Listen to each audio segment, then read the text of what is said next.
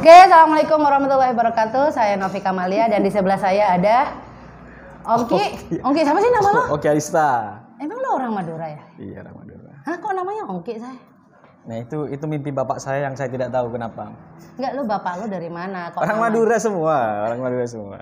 Kayak Royan Julian itu gara-gara bapaknya apa ibunya ya, aku lupa, itu suka buku yang penulisannya Julian gitu loh. Oh, enggak. Dulu kenapa? Enggak. Ongki. Orang tua saya itu bukan orang berliterasi, orang pulau kan. Terus Ongki dari mana? Nggak Ongki itu kan orang keren tuh, kayak orang Prancis gitu kan. Ibu saya itu nggak lulus SD, bapak saya nggak lulus MI. Terus yang ngasih nama Saya lo? itu nama itu orang yang mungkin ini satu-satunya channel yang mungkin saya ceritakan. Nama saya itu awalnya bukan Ongki. Siapa? Dulu namanya Oktovi Komarendi. Oktober. Lo ini ya? Enggak, Juli ya, Bu. Oktovi terus? Oktovi Komarendi. Sakit-sakitan diganti. Nah, terus? bapak saya itu nggak tahu gimana ceritanya dia ngumpulin Ongki, Arista, Ujang, Arisandi, nggak tahu. Ujang? Iya, ada Ya Ujang. Allah, itu Mas Sunda. Nggak tahu. Ujang beneran Ujang? Saya nggak tahu ibu itu waktu itu mengumpulkan nama Ongki, Arista, Ujang, Arisandi. Bayangkan, saya juga kaget. Kan di pulau kan, biasanya namanya Ahmad, Hairul, kemudian Sipul. Gitu kan. Namanya gitu biasanya kan. Ongki, Arisandi. Arista. Oh, Arista. Ujang. Arisandi. Iya. Saya tahu itu sudah saya kan kecil nggak terlalu ikut ya. Tapi saya di rumah panggil sampai sekarang. Saya nggak dipanggil Ongki, dipanggil Ok. Ok. Iya. Oh, dipanggil Ok. Jadi ibu saya itu Bu Ok, iya? bapak saya Pak Ok. Oh, Bu Ok sama Pak Ok. Iya. Oh, bapaknya Ok gitu Iya, ya. Oh, gitu. iya, Jadi iya, saya di rumah kalau nyari Ongki, ya baru-baru ini tahu lah. Dulu waktu habis kuliah pulang nyari Ongki nggak ketemu, cari Ok. Jadi Ok. Karena Oktovi memang. Oktovi. Dulu. Enggak, mungkin orang sana manggilnya itu awalnya ya. Awal nama. Nov gitu, gitu bukan ya. bukan kan biasanya ada yang bilangnya V, ada yang bilang Ya, Nov gitu. Itu Kamu nama Ok. pertama ya, nama pertama. Jadi nggak melekat Ongki sampai sekarang. Makanya kok bisa, lu nggak pernah nanya sama orang tua lo? Nggak Kenapa pernah kok namanya ada Ujangnya lagi? Ujang mah orang Sunda. Nggak pernah nanya, soalnya ketika pulang ke rumah orang nggak manggil Ongki. Jadi yang lekat sama saya tetap Ok sampai sekarang. Tapi lu dapat apa nih? Dapat feedback apa dari punya nama Ongki itu? Nggak ada, Keren loh, Say. cuman diejek-ejek aja. Yang mana lo yang diojek? Dalam tanda kutip, maksudnya pas di absen waktu pertama kali MA, orang nanya, kamu orang mana? Namamu kok 5 kampung disatukan? Oke, Arista, Ujang, Arisandi. Oh, Aris? Arisandi, taman, ya kan 2 nama kan, Arisandi. Oh, itu nggak nyambung ya? Arisandi nggak? Arisandi. Arisandi disambung. Oh, Cuma Arisandi. kan Ari beda, Sandi beda. Gitu. Oke. Jadi Ongki, Arista, Ujang, Arisandi 5 kan, 5 kampung katanya. Tapi nggak ada feedback yang positif ya? Nggak ada, cuman orang kadang mikir nggak ada positif, mungkin dirasakan tapi nggak pernah saya pikirkan. Maksudnya, oh ini jangan-jangan bukan orang Madura gitu kan. Ya, gitu. aku pikir lu bukan orang Madura. Yang paling buruk lagi kalau mesen Grab ya. Ya. Dikira Mbak karena Ongki. Oh, ada Aristanya. Arista. Ya. Oh iya ya. Gitu. Bisa jadi ya kayak cewek ya. Mbak ada di mana gitu pas mesen Grab gitu. Padahal saya cowok Mas gitu. Oke, lanjut. Iya ya. Benar-benar. Enggak, itu menarik lagi. Apalagi kamu pernah nulis buku ya. Ada nggak tanggapannya orang-orang kan kalau buku kan kesebarnya kemana-mana gitu. Nyangka nggak sih orang pembaca itu kalau kamu orang Madura? Kayaknya enggak. Enggak ya? Ya. Tapi setahu saya kayaknya enggak. Karena saya nggak pernah memunculkan identitas saya Madura atau enggak. Bahkan saya ngomong bahasa Indonesia kayak bukan orang Madura kayaknya. Iya. Jadi nggak ada medok-medoknya kayaknya. Apalagi namanya Ongki misalnya. Tapi lu bangga gak sih jadi orang Madura? Ya. Dimanapun saya nggak ngarah ke sana sih. Saya cuma dilahirkan sebagai manusia pilihan. Saya bangga. Saya pikir saya ke sana. Nggak mikir saya dilahirkan Madura bangga atau enggak. Tapi kalau tinggal di Madura, ya saya bangga lah. Nggak dengan nama Ongki yang nggak Madura banget, terus tiba-tiba lo tetap orang Madura dan dikenal sama orang bukan sebagai orang Madura ya, kalau orang mungkin ada pembaca kalau nggak kenal kamu ya, maksudnya cuma kenal nama. Tapi lo bangga nggak sih jadi orang Madura gitu? Maksud saya, kok orang Madura kayak gitu tuh? Enggak. Biasa aja. Biasa aja. Biasa aja ya. Biasa aja. Tapi gini, teman-teman kalau yang nggak tahu siapa Ongki, dia adalah founder dari channel YouTube Podcast Mahasiswa. Podcast Mahasiswa. Kenapa namanya Podcast Mahasiswa? Dan gue tahu loh sekarang si Boger Jamet itu masuk, ya nggak sih? Terus ada lagi aku beberapa narasumber yang aku lihat itu bukan mahasiswa lagi karena awal-awal kamu tuh temanya mahasiswa. Bahkan aku aja waktu itu jadi pembicara dosen, maksudnya konteks doktor, masih ada doktor yang berkaitan sama mahasiswa gitu loh. Roya juga waktu itu ngomongin masalah S2-nya sebagai dosen. Ada kaitannya dengan dunia kampus. Itu kan lu ngundang Boger, ya, terus juga ada Tretan Muslim, ya nggak sih? Lu kan udah lewat dari konteks mahasiswa itu, saya gimana lah? Ya memang kita mewakili itu memang kita libas gitu kan. Jadi kayak kita memang sengaja menyesatkan dalam beberapa kasus gitu kan. Sengaja gimana maksudnya? Jadi awalnya kan mahasiswa. Dalam satu kita kan ketemu dengan fase dengan situasi di mana kok harus diubah nih. Okay. Nah, jadi akhirnya kita melitirkan konsep nih. Kita muter dulu ke dalam hal-hal yang bukan mahasiswa. Itu memang ketemu situasi mentok di situ, kita putarkan nih alurnya, kita kompromikan. Sudah cari yang viral-viral. Jadinya di situ, gitu kan. Akhirnya kita ketemu bahwa kita tidak cocok untuk benar-benar monoton ngundang mahasiswa. Jadi akhirnya mahasiswa diundang dalam satu konteks atau satu momen tertentu. Kita hanya meletakkan bahwa podcast mahasiswa itu adalah sudut pandang. Gitu. Ya. Cuman orang mikir ya sudah, secara harfiah podcast mahasiswa adalah podcast milik mahasiswa. Itu yang nggak orang pahami. Saya sampaikan bahwa podcast Deddy Corbuzier itu tidak ngomongin Deddy Corbuzier. Ya. Jadi podcast mahasiswa sekedar nama, sekedar terminologi aja. Yang kita inginkan adalah, yang tidak harus hilang dari podcast mahasiswa adalah perspektif kritisnya saja. Kritisnya ya. Independennya gitu maksudnya. Walaupun narasumbernya bukan mahasiswa. Dan kita sadari itu memang keluar jalur, kita sadari itu. Dan memang kita teruskan. Ada yang nge-unfollow nggak gara-gara begitu? Maksudnya? Saya yakin banyak. Yang tidak saya yakin banyak. Istilahnya discard ya? Hats banyak, teman-teman yang ngehujat banyak. Bahwa kamu sudah melenceng, gitu kan. Tapi kan itu istilahnya kan kayak cancel gitu ya? Iya, ada. Kayak nggak sih kalau di YouTube tuh? Banyak yang komen itu unsubscribe dong gitu kan. Ini kan sudah melenceng dari mahasiswa yang dulunya kritis-kritis tiba-tiba ngundang Boger gitu kan. Tapi ribuan juga yang komen terima kasih Mas sudah ngundang Boger gitu kan. Akhirnya ada edukasi, inspirasi. Ya. Jadi saya mendirikan podcast itu memang awalnya ke subjek siapa yang narasumber yang saya undang. Tapi pada akhirnya saya memilih kepada objek saya adalah tema. Siapapun orangnya kalau temanya menarik saya undang. Oke. Itu dari awal konsep yang seperti itu. Dari awal mendirikan memang kita sudah membuat ada di deskripsi YouTube saya itu memang dari awal membuat kalau ini menarik viral tetap kita undang walaupun bukan mahasiswa. Tapi memang konsen kita pertama kali mahasiswa memang. Gitu. Ternyata konten kemahasiswaan di Madura tidak sekaya di luar. Di luar maksudnya di mana? Iya, tidak ya di luar, di Surabaya, di Jakarta. Nggak ada mahasiswa yang mau ngomong dia dilecehkan oleh dosennya, nggak ada yang berani. Di sini nggak ada yang berani. Jadi akhirnya kan kita yang inginnya untuk mewadahi suara-suara mahasiswa kan nggak tercapai. Sudah, ketimbang kita mentok nggak punya konten, muter aja deh. Gitu. Ya. Tapi lu udah berapa tahun nih podcast mahasiswa? 2020, Desember 2020. Dapat duit berapa lo? 10 juta. Iya. Selama karir.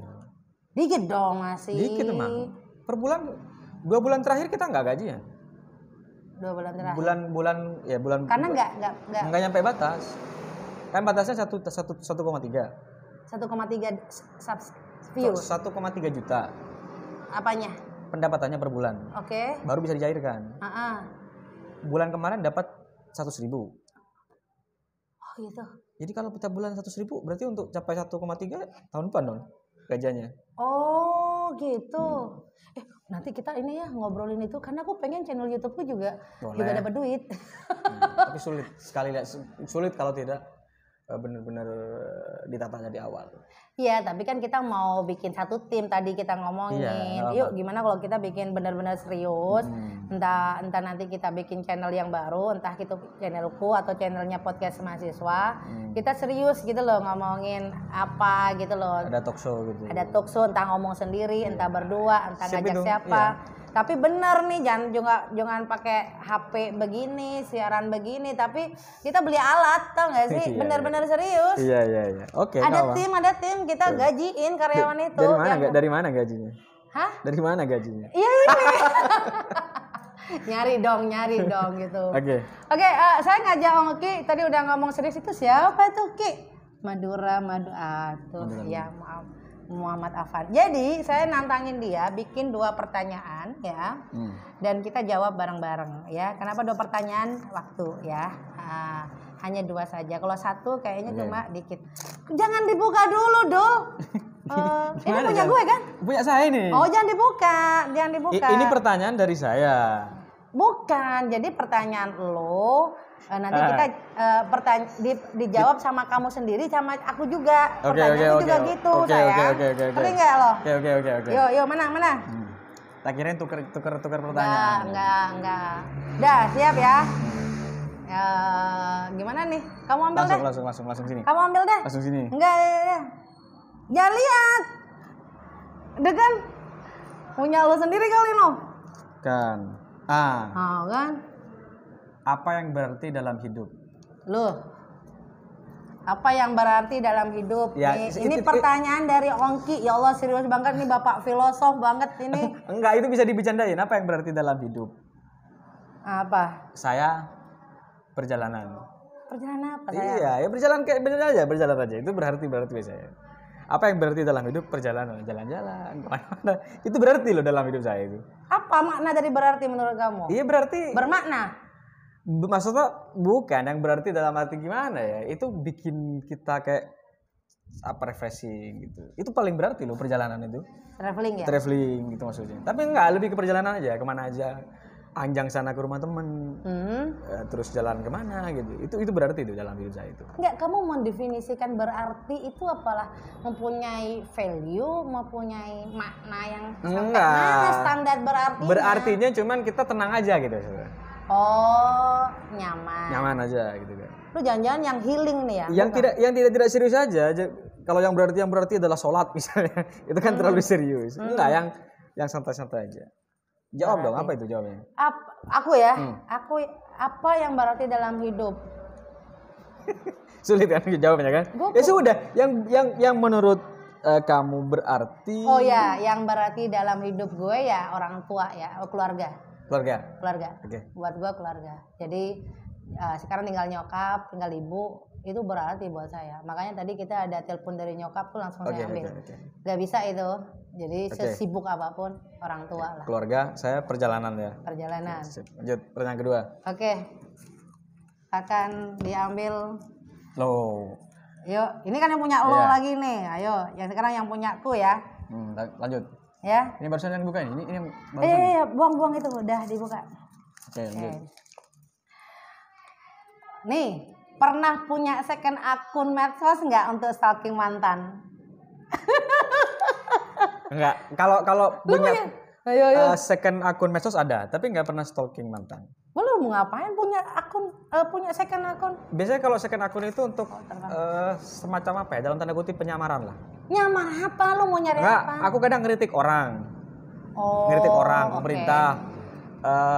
Terjun ke debat cyber itu tentang Nahu Sorop apa dulu kan ada Nahu Sorop. Dulu ada grup di Facebook Nahu Sorop. Di situ debat tentang kiamat, kayak tentang sholat, tentang agama. Aku nggak pakai akunku, nggak pakai namaku, karena aku tuh orang ngomongin kayak apa ya, dulu kan nggak rame head speech ya, dulu nimbrung di kolom komentar itu ngobrolin aja, kau bodoh, itu pakai akun second akun itu. Second akun gitu. Satu apa Facebook berapa? Satu. Oh, oke. Di Facebook. Terus ganti nama, ubah lagi untuk kritik pemerintah yang tidak sesuai. Gitu. Jadi intinya jadi playmaker lah. Itu akun medsos untuk itu. Kalau mantan aku nggak pernah. Pengen tahu gitu. Nggak pernah. Aku selesai sama orang, biasanya selesai sudah. Selesai. Nah, kalaupun nggak selesai, saya nggak pernah pakai akun second akun. Biasa kalau nggak selesai tetap disimpan nomor handphonenya. Tetap akun lo yang asli. Tetap akun yang asli. Nggak pernah punya. Nah. Jadi pernah punya second akun, tapi nggak pernah stalking. Tapi paling mau ngeritik gitu kan. Nah, lanjut. Sekarang gantian, kamu Mbak. Jawabannya apa ini? Aku nggak pernah punya second akun. Stalking mantan? Apalagi, najis banget sih. Mantannya berapa? Banyak gue. Berapa? 25. Iya. Gimana cara hitungnya itu? Ada, gue bikin makanya buku gue yang ntar lagi keluar itu jungkir balik kekuasaan lelaki. Itu tentang laki-laki gue ya itu. Bukan kemarin ngeriset dulu siapa aja ya namanya, gue sampai ada 3 cowok yang gue nggak tahu sampai sekarang namanya, coba ya. Gue nggak bisa tahu, kok bisa? You know lah. Kenalan di handphone gitu. Enggak, najis banget, gue nggak pernah ketemu kok di bisa? telepon. Mantan nggak tahu namanya? Mantan apa ya? Ada lah pokoknya, makanya nanti baca deh buku gue. Tunggu. Ya udah ya. Oke. Ini lagi yang punya lo. Ya. Apa yang terbesit ketika mendengar Madura? Ya Allah, lu serius banget sih. Katanya lu nggak mau serius-serius. Itu nggak serius, jangan dibawa serius. Mau bilang, maksud saya begini. yang pribadi, yang privasi ya, gitu. Maksudnya yang kita kayak curhat-curhatan. Ya Allah, lu ngomongin Madura apa? Oh serius maksudnya banget. Jangan melihat Madura, maksudnya mendengar. Kayaknya misalnya kamu jalan-jalan ke Surabaya, orang mana? Orang Madura. Gitu gimana? Apa yang dirasakan gitu? Mendengar orang saya dari Madura atau mendengar kata Madura gitu. Tapi gue pernah ada fase pertama kali ke Jakarta waktu itu, gue nggak mau ngakuin orang Madura, Ki. Waktu itu ya, jadi aku ada fase di mana gue nggak mau dianggap, pokoknya disebut orang Madura, disebut alumni pesantren. Nah itu juga gak mau. Ada fase tuh awal-awal masuk Berarti Jakarta. ada fase di mana nggak mau dengar Madura, nggak mau menjelaskan Madura. Nggak mau bahwa saya orang Madura dan gue orang Kenapa waktu itu? Malu masih, Ki. Oh berarti mendengar Madura. Tapi sekarang iya maksudnya mendengar Madura waktu itu malu. Waktu itu. Iya. Sekarang gimana? Lah sekarang saya dengar orang Madura. Saya orang Madura sampai ada orang nih waktu itu saya pernah di Mekah itu ya. Di Mekah terus satu lift sama orang Madura ngobrol gitu ya. Bu, saya langsung nimbrung. Ibu orang Madura, aku lo orang Madura juga. Jadi kayak bangga banget gitu loh sekarang. Kalau misalnya ada orang luar nyebut Madura gimana? Maksudnya dengar Maduro gitu. Gimana? Maksudnya kesannya gimana? Seneng aku sekarang. Karena apalagi gue sekarang pakai kain loh kan. Kemana-mana gue pakai kain, pakai batik Madura. Berarti bangga banget. Mendarah daging berarti sekarang. Mendarah daging sekarang. Jadi kemana-mana sudah Madura. Lo tahu nggak gue kenapa pernah putusin cowok gara-gara dia ngajak gue tinggal di tempat dia, di kota dia. Gue nolak gara-gara gue nggak bisa ninggalin Madura. Kenapa nggak bisa? Karena gue terlalu bangga, terlalu cinta sama orang Madura. Itu absurd itu. Sebut satu kata yang itu realistis dan rasional bisa dipahami. Kenapa? Gak tahu, gue seneng aja sekarang Madura. Itu berarti absurd, berarti itu semacam imajinasi. Apanya? Maksudnya absurd? Apa yang bikin? Lu sendiri apa? Ayo, apa yang terbesit ketika mendengar Madura? Kampung kelahiran. Selesai. Kampung kelahiran. Ya, kalau dengar Madura, ya gue gitu loh. Saya nih orang Madura. Kalau aku dengar Madura pasti ingat saya ingin pulang gitu, kampung halaman. Jadi selalu bikin rindu itu aja gitu. Jadi saya nggak, itu yang saya pikir benar-benar melekat. Misalnya saya ke Jakarta gitu kan, makanan itu nggak cocok ke Jakarta, lidah saya nggak cocok. Iya. Lidah restoran aja di sini di Madura itu nggak ada Maduranya. Iya kan? Iya. Rasanya agak Madura kan identik dengan kalau nggak rasanya yang asin, dia ada manis-manis gitu kan. Gak tahu ya Ki, kalau kamu mungkin lebih kayak makanan atau mungkin ini. Gue kalau waktu yang pergi, ini kan biasanya diujinya pas waktu kita bukan di Madura ya, enggak sih? Iya kan, ini mengulang imajinasi aja ini yang kita pergi keluar, tiba-tiba ada orang demen Madura gitu kan. Tiba-tiba ada orang ngomongin, oh itu orang Madura gitu kan. Tiba-tiba satu kereta lihat bondong-bondong bawa koper itu orang Madura. Enggak, gue bangga sekarang sama Madura, walaupun pertama kali pulang kampung gue ngerasa shock gitu. Karena orang Madura ternyata ada satu sifat, ada satu sikap yang gue tuh sampai shock gitu loh, kaget. Ada dua sifat atau sikap orang Madura yang sampai sekarang itu, nggak sampai sekarang sih, akhirnya udah ngerti. Dulu tuh shock banget Pertama, orang Madura itu penuh dengan drama. Tahu nggak Drama sih orang gimana? drama tuh gimana? Lu kalau nonton sinetron ya, kan kadang gini, misalnya ada orang yang masuk gitu, kan bibir nggak ngomong nih, tapi kan di sinetron tuh ada, sepertinya Ongki akan naik dan dia akan masuk, dia kayaknya membenci saya kayak itu gitu. drama itu? Itu drama, orang drama tuh kayak gitu, kejebak sama pikirannya sendiri. Tapi kayaknya nggak hanya di Madura itu. Semua orang ya. Cuma di Indonesia. Enggak, di Indonesia kan nontonnya sinetron emang. Iya, tapi waktu mungkin aku didikan orang Jakarta di mana gue kalau ada apa-apa gue harus ngomong ya kan ya. Betul. Ternyata di orang Madura itu kan menjaga perasaan banget dan itu kayaknya drama batin ya. Iya, jadi kayaknya Nov, kayaknya Ongki kayak gini-gini, misalnya ada orang yang ngomong gini. Lu tinggal ngomong aja sama Ongki, nggak enak. Oh iya betul.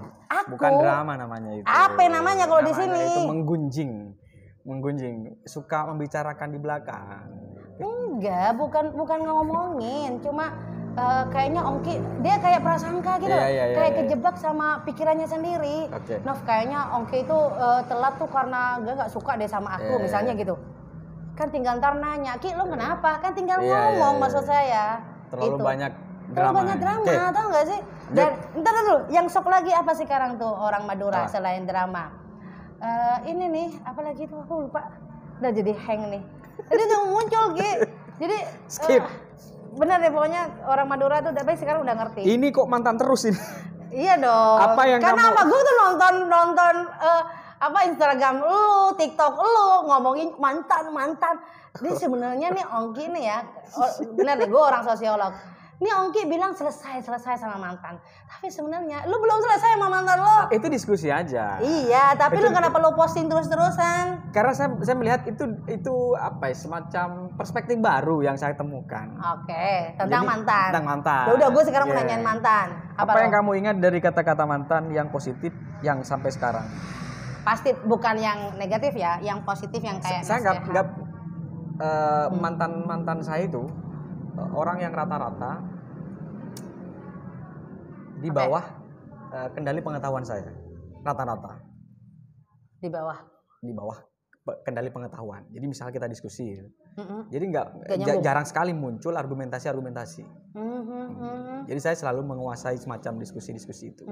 Jadi sampai sekarang saya tidak pernah. Memang benar ya, pacaran itu sebenarnya relasi kuasa ya. Betul.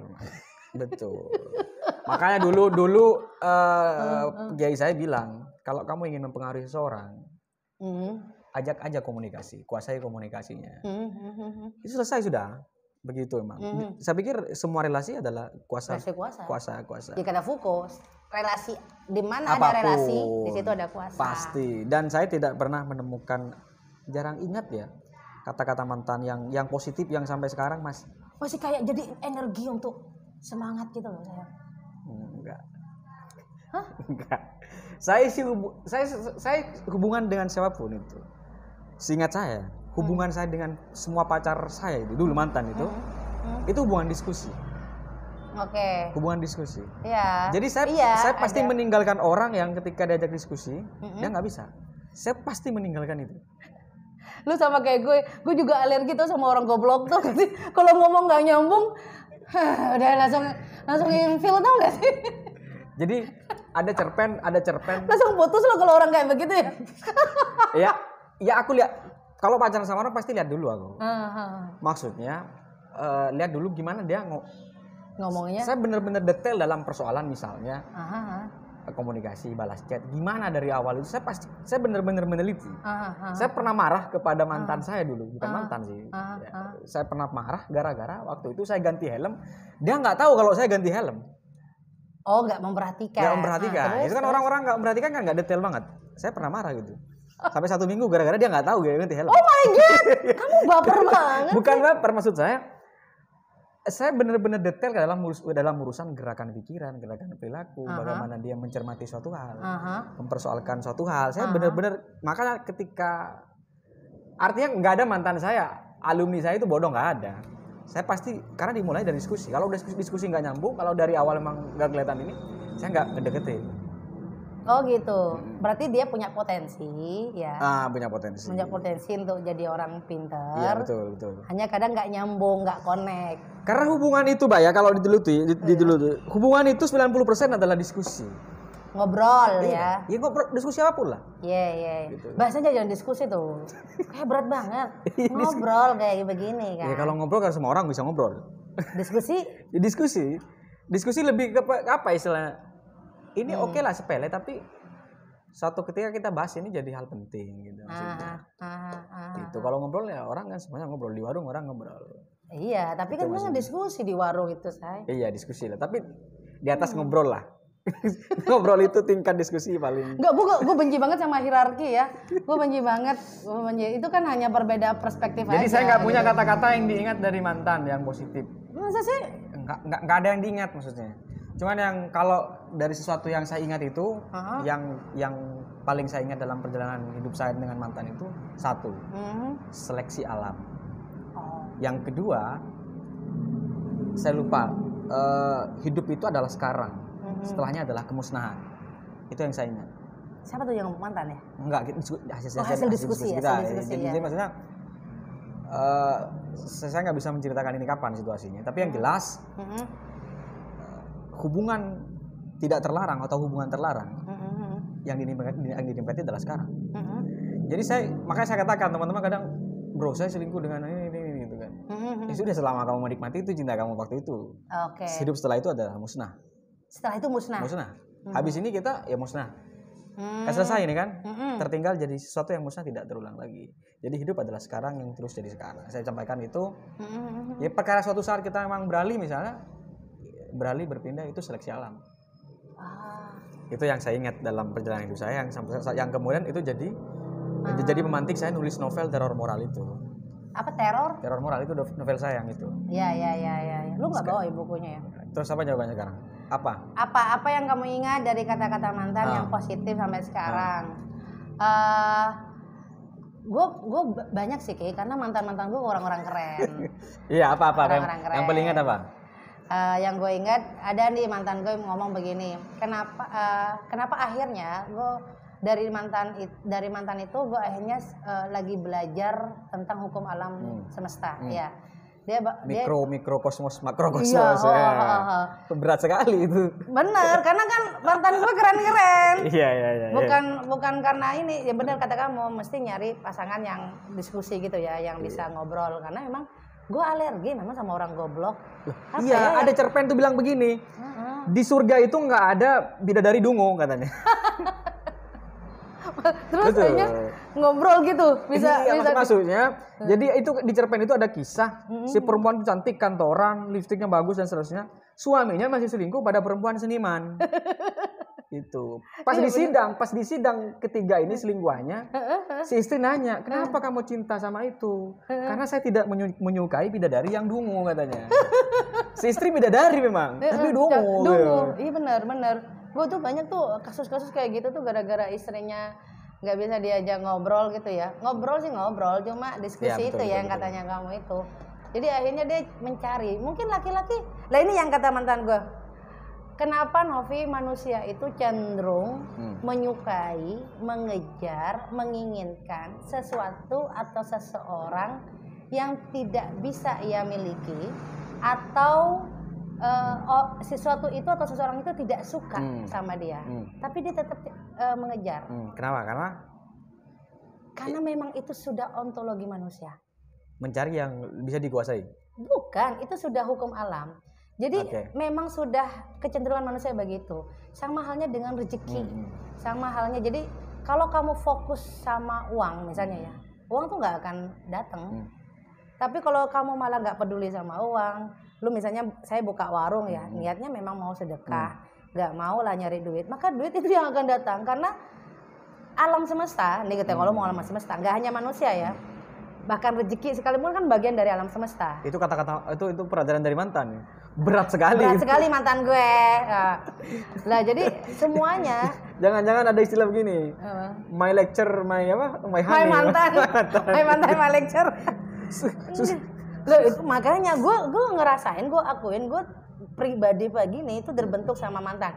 Makanya doa gue itu makasih orang tua. Iya, enggak ada mantannya. Makasih orang tua nih, keluarga dulu ya. Makasih guru dulu, guru gue gitu. Makasih mantan. Baru teman-teman gue yang lain. Berarti itu nggak ada di pacaran akar rumput ya? Nggak ada di Gue desa-desa. tuh pernah filosof udah, orang DPR udah, maksud kiai pun udah, maksudnya orang-orang keren. Makanya pacaran itu bukan relasi kuasa, take and give sayang. Iya. Kalau kamu kan relasi kuasa, ingin dikuasai, pokoknya ingin apa. Kalau gue apa nih yang gue dapetin dari dia? Gue kalau mau pacaran sama lo, gue masih lihat dulu, gue dapat apa nih dari lo. Begitu ya? Iya kalau aku. Jadi gue nggak melihat fisik dulu nih, kan lo laki-laki fisik ya. Nah, kalau aku nggak, oke ini punya apa nih? Punya apa yang bisa gue dapetin? Yang gue dapetin dalam hal gue nambah kemampuan, nambah pengetahuan. Gue bisa dapat apa nih gitu, sehingga aku dapat sesuatu lah dari. Karena ada pentanku seorang penulis yang ini ya. Ini berarti pacar yang terdidik berarti. Iya, dia S2, S3 filsafat. S2-nya di Australia. Tapi ngambilnya filsafat.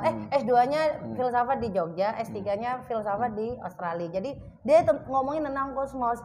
Jadi apapun yang ada di dunia ini itu selama kamu mengejarnya, menginginkannya, itu nggak akan datang.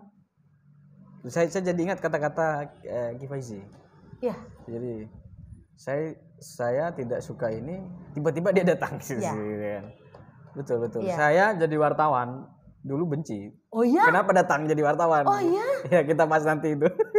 Oh my god. Kita bahas nanti entah di podcast saya, kita buat apa istilahnya segmen khusus. Iya. Misalnya podcast mahasiswa, segmennya segmen talk show gitu. Karena kalau kita berdua ngomong tuh nggak akan udah lupa sama durasi. Tahu kan sama channelnya Vincent sama Desta? Iya. Nah, hostnya berdua, saya dan kamu. Iya. Saya dan kamu nanti eksekusi orang itu nanti. Benar. Oke, gitu Pak ya. Oke, makasih ya udah nonton dan selamat siang, selamat sore.